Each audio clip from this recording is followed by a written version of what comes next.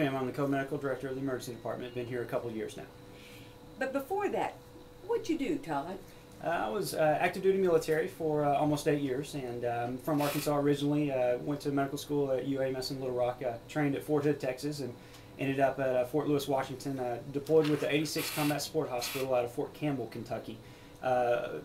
People from about 30 installations came to Fort Campbell, gathered for 3 weeks, and we went overseas. And we staffed Ibn Sina Hospital in the international zone in Baghdad, otherwise known as Baghdad ER.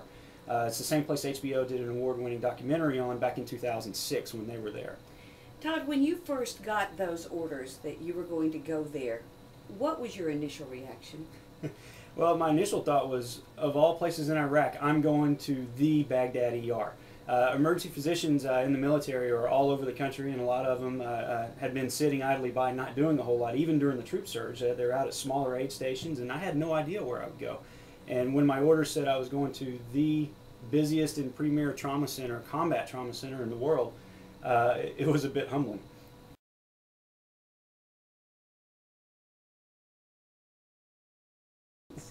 Well, this is MASH in the modern day world. We were a combat support hospital, which is what the MASH units back in the day had adapted into in the Army.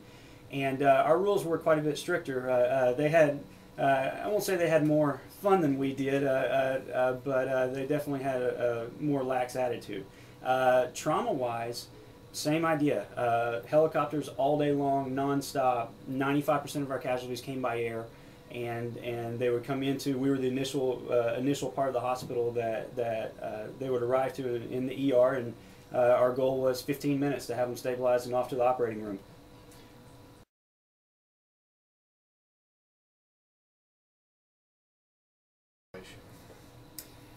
We lived 20 seconds away from the ER. We all lived in the same building. There were three emergency physicians, myself included. We had 9 nurses, 5 of which had ever done ER work.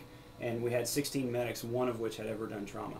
And so we all lived right on top of the place, close by. And as the birds would be coming in, a lot of times they would give us a heads up. We always had 1 ER doc in the ER at all times.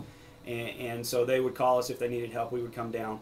And when we first got there, it was during the second half of the troop surge, so we would average 10 to 15 traumas, to include gunshot wounds, IEDs, landmines, blast injuries a day, and with 5 or 6 of those being critically wounded or worse. And then during the Al-Sadr uprising in the spring of 2008, it went up exponentially. We started receiving a lot of rocket fire every day there on our own compound, and the casualties went up significantly. So did you keep a diary? Did you keep a journal? I mean, how did you have these recollections for the book? I started writing the day I left my 5-month-old daughter and my wife, and stopped writing the day I came home. And I had to take a lot of fluff out of there after I got home and started editing the book. But I essentially wrote every day or every few days, and so I was able to capture even the smaller events that happened. What is your big concern with this book? Because you've talked about it off the air 4 or 5 times in our short visit. My biggest concern would be to open old wounds. So far I've had great affirmation since the project has been released. I've had a book excerpt on my website, and I've had the unit realized who that soldier was, and the next day the unit contacted me and told me he was the only one that survived that bad night, and they thanked me for what we had done. And since that time the soldier's widow has contacted me, as well as his mother and his family. And every time I see that email or hear from them, I'm scared, oh, please don't let this be something bad. But they all say that I'm part of their family now, and we want to meet sometime, actually. They've asked me to come out and meet them, and it's just been crazy. But my biggest fear is to open an old wound. When I came home for my leave after 11 months, I came through Dallas, and we're on the airport, and there was a lot of guys on leave. And the pilot said over the overhead, don't be alarmed if you see fire trucks on either side of the plane, and they're about to shoot water over the plane, and that's a hero's welcome home. And then that was just the beginning. We get into the airport in Dallas, and we were segregated because we were international travelers, but the people in the terminals down below were giving us a standing ovation. We pick up our bags, go through customs, and we come out, and there's a lady there in a volunteer vest that gave me a big hug and said, "Thank you. You need to go right through that door." I'll step out through the door, and there were no less than 400 people there almost like a red carpet rolled out, cheering, going crazy. I was trying to walk through there. A small child stops me in my tracks, gets out and salutes me, and that's been the welcome. It's been utterly amazing, and I can't imagine what our veterans in past conflicts and past wars, Vietnam especially, just with my generation, that's what we've always been told about. I can't imagine what they went through going home, but it's been fixed now. I'll put it that way. It has been absolutely amazing.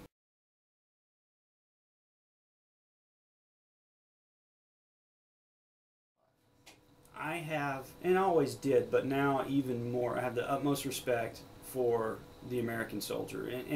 And I was an officer, and so I'm not as much talking to the officers. I'm talking the guys on the street that are out there that at any given moment, and we have leadership out there as well, I'm not belittling that, but the Joes on the ground, at any given moment, that could be their moment. And they know that, and yet they do it anyway, and they do it time and time again. I can't begin to show my appreciation for that, and I can't fathom going through that. We were rocketed a lot, we were mortared, we got a lot of indirect fire, but I wasn't out there walking the streets knowing that at any given moment that could be it.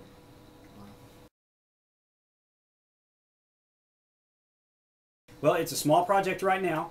You can go to www.baghdadder.com and you can contact me there, or you can order the book. Eventually, I hope the project to expand. We'll see how it goes. It's a story that needs to be told, and I'm determined to tell it. And so for now, you can get it at that website.